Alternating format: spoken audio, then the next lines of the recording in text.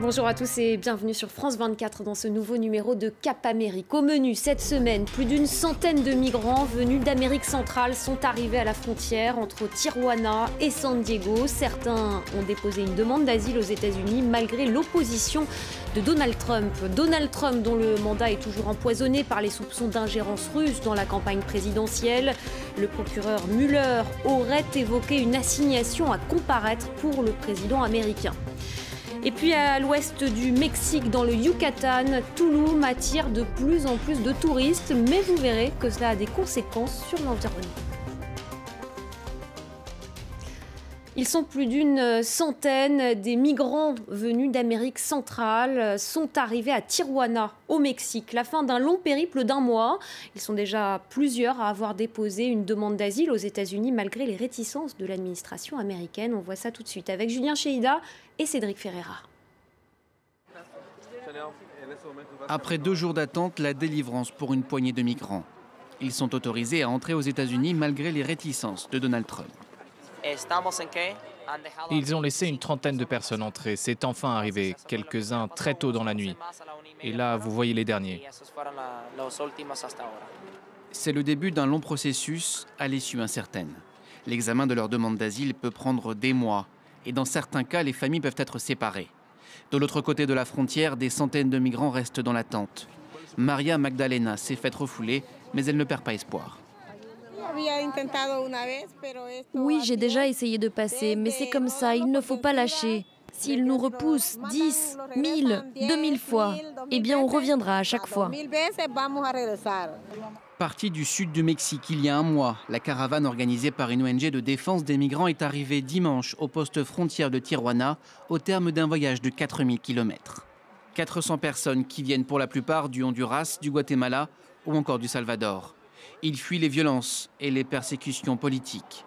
Venir en nombre était aussi une manière de se protéger face à des bandes organisées. Ils devraient prendre un peu plus conscience de notre condition et au moins nous soutenir dans les cas où il y en a vraiment besoin. Très médiatisé, le périple de ces migrants a suscité la colère de Donald Trump. Pour le président américain, il s'agit d'une menace pour les États-Unis. À environ 200 km de là, Mike Pence s'est rendu à la ville frontalière de Calexico.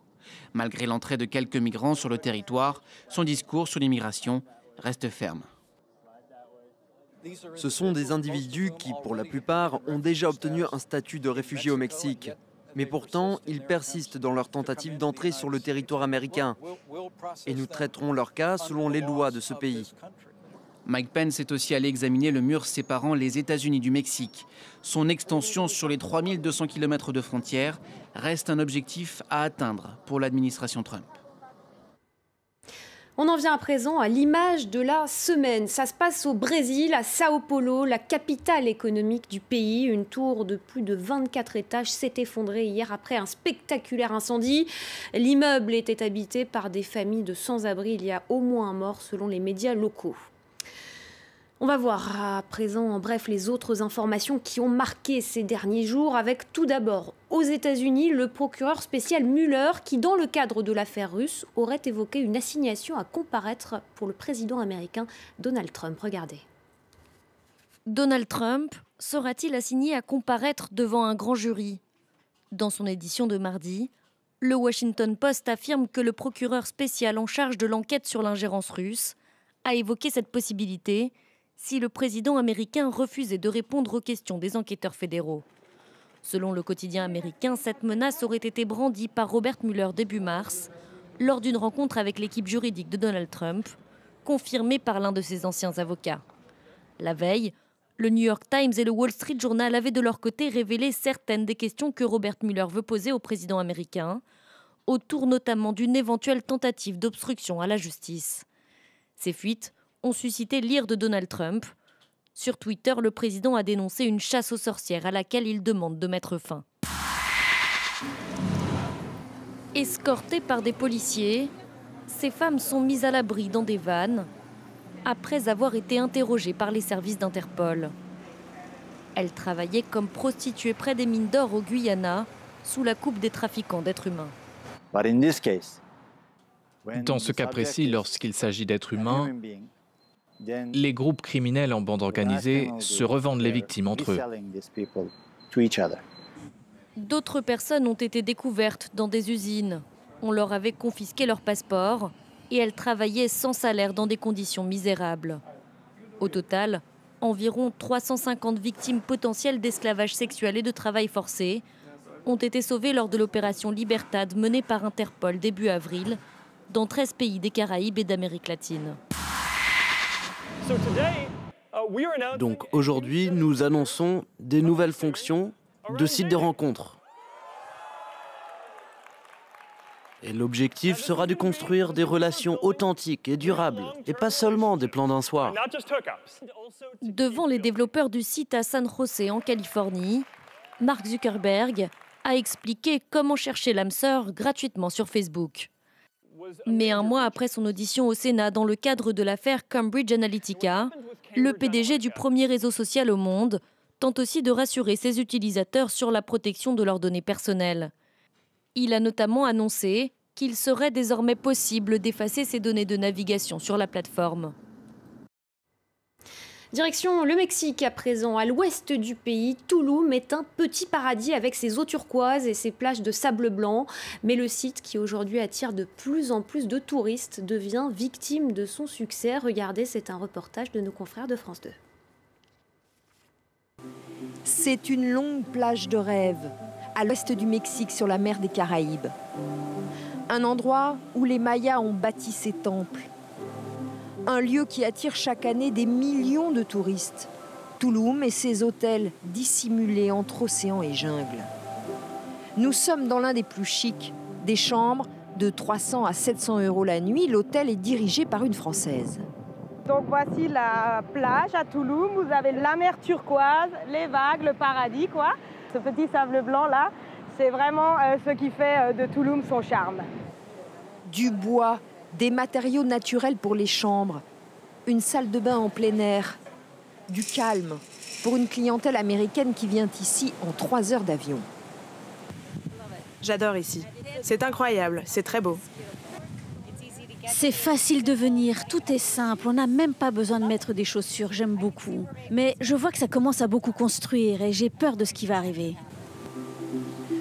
Tulum va-t-elle devenir une station balnéaire défigurée par le béton, comme Cancún ou Playa del Carmen, ces autres villes mexicaines vouées au tourisme de masse? À Tulum, un petit hôtel de 6 chambres fondu dans la végétation. Du bois, des feuilles de palmier, mais l'hôtel voisin, lui, a choisi le béton. Je lui ai parlé, on a eu une conversation à ce propos. Il m'a répondu qu'il avait besoin d'argent.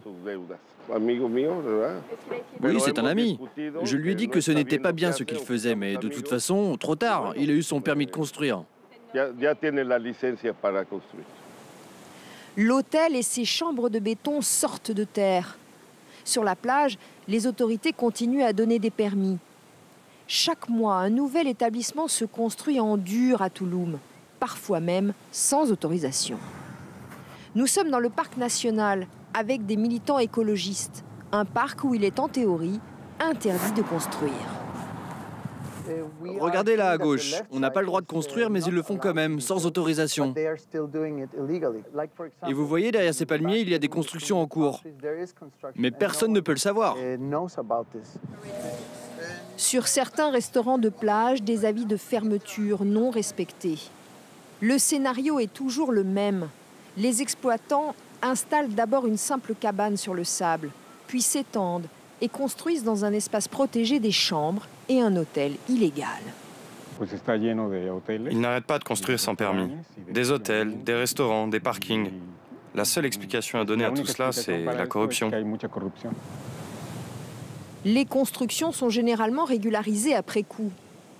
Plus d'hôtels, c'est plus de visiteurs pour Tulum qui a du mal à absorber ce tourisme de masse. Une étendue de plastique et de déchets à quelques kilomètres de la plage. Les hôtels, les habitants ont déposé là pendant des années leurs détritus. C'est ici la preuve que nous n'avons pas la capacité d'accueillir autant de touristes. Nous sommes dans une urgence sanitaire, on va mourir de ça. Cette montagne plus haute que nous, elle va se retrouver dans l'eau que nous buvons. Et pourtant, le développement du tourisme ne fait que commencer à Tulum. 800 logements en construction à 15 minutes de la plage. Piscine sur les toits, des chantiers parfaitement légaux pour des résidences secondaires. Nous avons vendu 100% des appartements en 3 mois. Non, moi j'ai pas le sentiment que Tulum se développe trop vite. Je pense même qu'on est trop lent. Il y a tellement d'opportunités à saisir. Selon ce promoteur, le prix des appartements augmente de 15% par an. Ils vont de 200 000 à 700 000 euros pour un 50 ou 80 mètres carrés. Dans la ville de Tulum, une dizaine de nouveaux quartiers sont en projet. Dans moins de 10 ans, selon les autorités, la population ici aura été multipliée par 4. Tulum, destination jusque-là secrète, sera alors plus que jamais menacée. Et enfin, 12, c'est notre chiffre de la semaine. Il s'agit du nombre de nominations aux Tony Awards pour les comédies musicales Mean Girls et SpongeBob. Les Tony Awards récompensent le théâtre américain. Mean Girls, en français, Lolita malgré moi, évoque la vie d'un groupe d'adolescentes dans un lycée. Et puis Bob l'éponge est une adaptation du très célèbre dessin animé. On va se quitter sur ces images. Voilà, c'est la fin de ce magazine Cap Amérique que vous pouvez retrouver bien sûr sur notre site internet france24.com. L'information continue sur France 24.